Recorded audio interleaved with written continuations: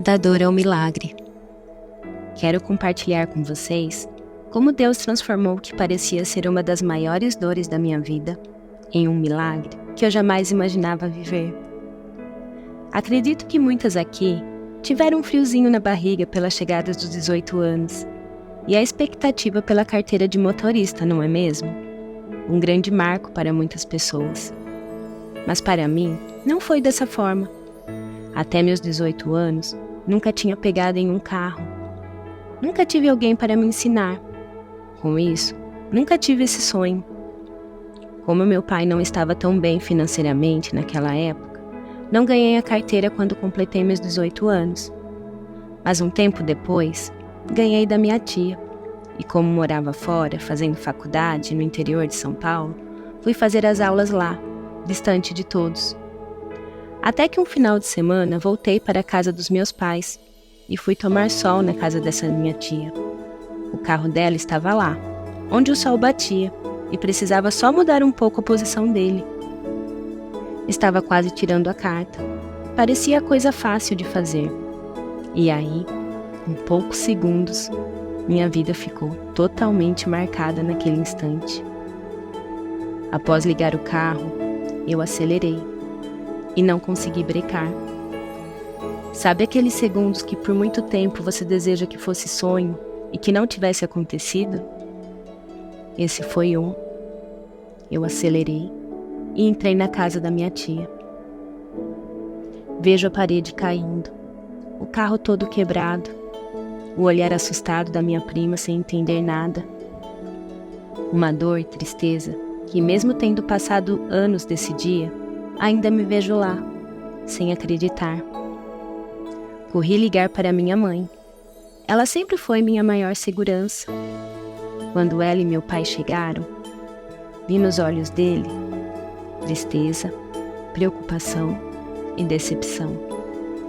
Mas nada foi falado. Naquele momento, faltavam palavras para o que tinha acontecido.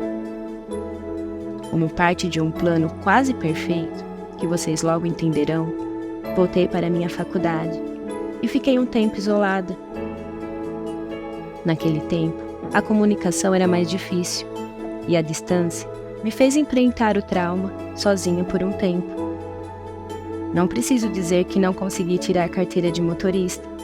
E claro que por um bom tempo, esse assunto ficou quase proibido. Era um silêncio que gritava. Era uma dor dilacerante, que envolvia tantas coisas. Minha reputação, minha capacidade, meu erro. Hoje, por não mais sentir essa dor, fica quase impossível descrevê-la.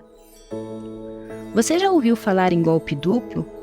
Eu descobri há pouco tempo, e ele explica muito o que eu vivi. Depois de um trauma, o que mais machuca é como esperávamos que as pessoas reagiriam e não reagiram. Sofremos 2 vezes, e o primeiro trauma fica maior, mas o sofrimento ocorre pelo segundo. Deu para compreender? Vou tentar explicar. Bati o carro. Fiz a maior barbeiragem da vida. E esperava ter um colo para chorar. Mas não tive. Segurei o choro e passei anos segurando. O trauma não veio da batida, entende? Com o tempo, o silêncio deu espaço a piadas na família. Assim, escondi a dor no bolso e entendi que dirigir não era para mim. Enquanto era solteira, morava em São Paulo, tinha minha mãe para me levar e buscar, estava tudo tranquilo. Mas casei e vim morar no Tocantins. Ônibus, táxi, tudo muito difícil. Entrei no casamento, repleta de bagagens mundanas erradas. Já contei um pouco sobre isso, mas nesse momento vejo a mão de Deus, como em Gênesis 50:20. Vocês planejaram mal contra mim, mas Deus o tornou em bem, para que hoje fosse preservada a vida de muitos. Precisei estar totalmente dependente do meu marido, para ir e vir. Tenho plena certeza que foi um cuidado do Senhor na minha vida. Não vou me estender, mas afirmo para vocês que foram tempos muito difíceis. Brigas, esperas sem fim. Mas se fosse totalmente independente nessa época, não teria permanecido e a separação teria acontecido. Tentei superar o medo com terapias, psicólogas, mas nada tirava o pânico em dirigir.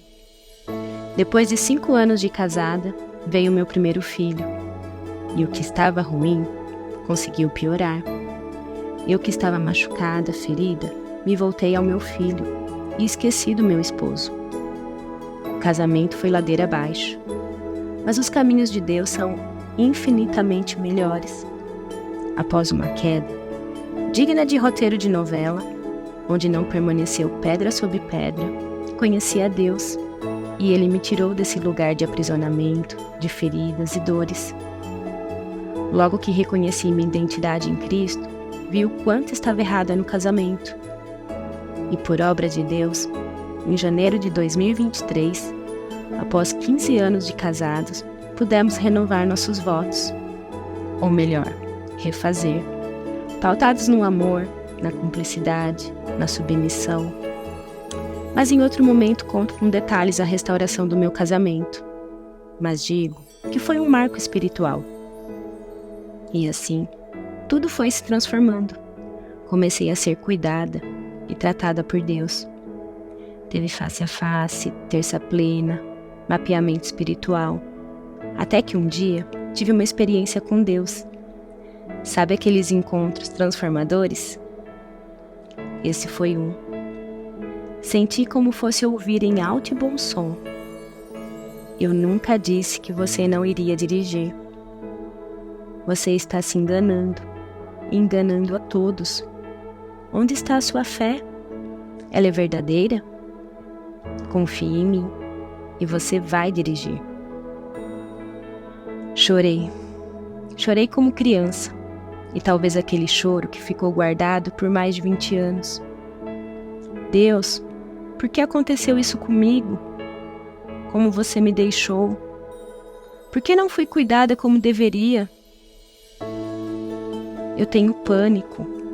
Eu não consigo dirigir. Tenho medo e não tenho forças. E como aquela passagem de Lucas 18:27 eu ouvi, Jesus respondeu: o que é impossível para os homens é possível para Deus.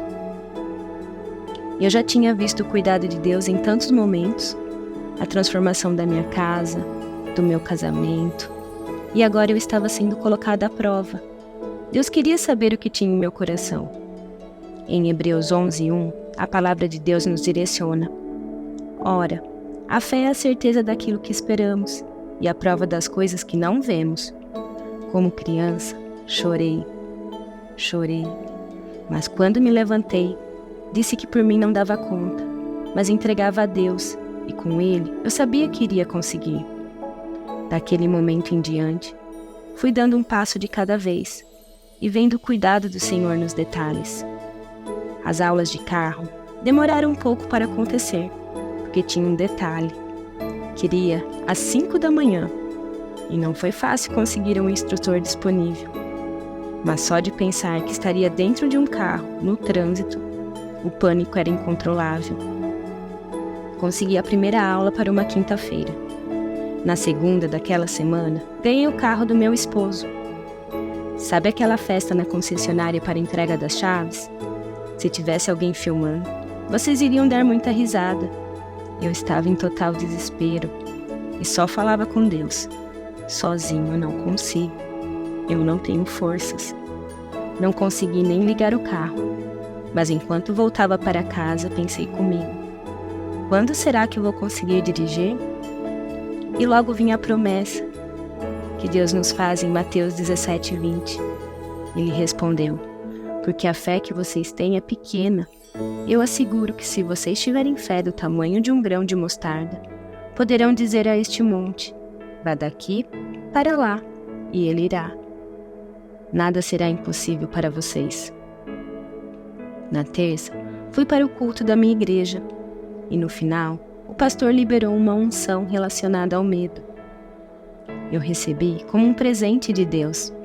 A palavra foi para mim. E mesmo que as vozes queriam dizer que não, me apeguei à fé. Chega quinta-feira. Posso dizer que não dormi nada, só olhando o relógio dar a hora. Desci e encontrei o instrutor. Ele pegou meu carro e fomos dar uma volta. De repente, ele para o carro e diz: "Agora é você." Como assim? Eu? Não falei que tenho pânico? Eveline, eu sei, mas eu já sei dirigir e preciso ver como você está. Deixando a adrenalina baixar e ver que não tinha mesmo cabimento ele ficar dirigindo meu carro, respirei fundo e fui passar para o lado do motorista enquanto ele saía do carro. Não tenho palavras para explicar. Senti uma paz e uma força que nunca tinha sentido antes, como se as minhas mãos e minhas pernas fossem guiadas pela própria mão de Deus. Eu liguei o carro e saí dirigindo. Não estou brincando. Eu comecei a dirigir. O instrutor olhou espantado e disse: "Você não falou que tinha muito medo?" Respondi em meio a lágrimas de alegria: "Eu tinha medo. Deus me curou." Foi instantâneo. Foi extraordinário. Foi o plano perfeito de Deus para me curar do meu maior medo. Não tem como não falar sobre Efésios 3:20.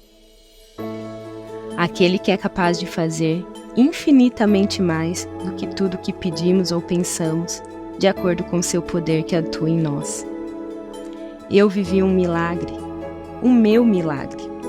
Os sonhos que Deus tem para nós são nossos, e só nós podemos perder eles. Ninguém mais.